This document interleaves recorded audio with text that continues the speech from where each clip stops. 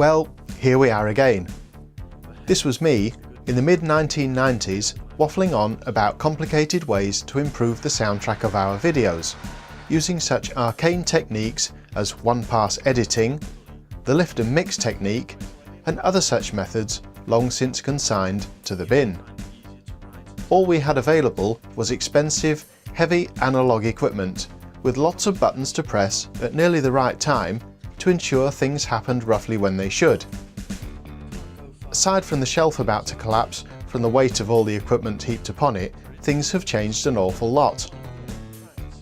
I'm a little older, a little greyer, and all this equipment has been replaced by this.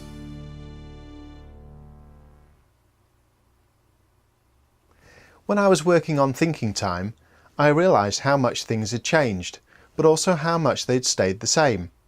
The problems are still there: bangs, pops, traffic rumble, indistinct live sounds, and that perennial bugbear, wind noise.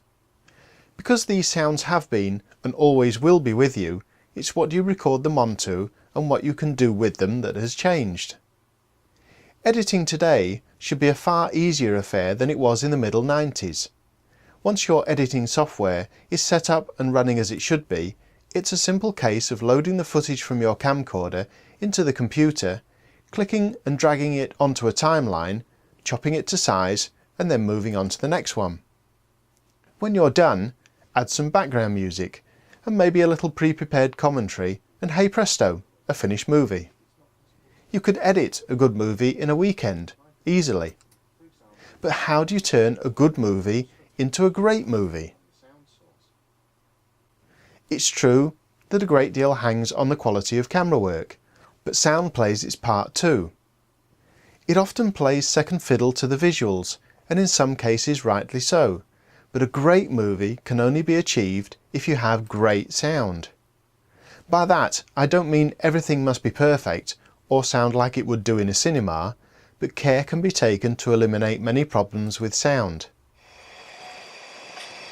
Soundtracks are strange. You are very unlikely to be lavished with praise for having a wonderful soundtrack, but don't be too disheartened.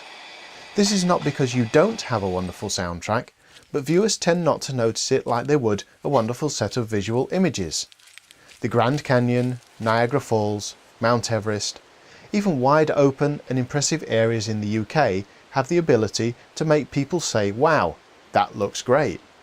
But no one is going to say that about sound. Soundtracks do not generally have that wow factor.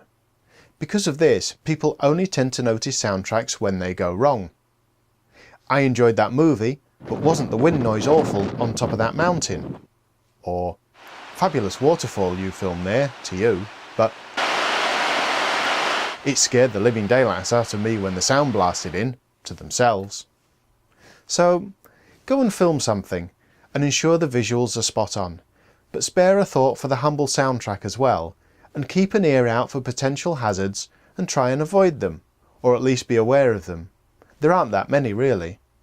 But don't be too downhearted if you arrive home and your footage has issues, because now, in this age of computer-operated everything, we can do a lot between us to solve these problems and at least get your good soundtrack on the path to becoming a great soundtrack.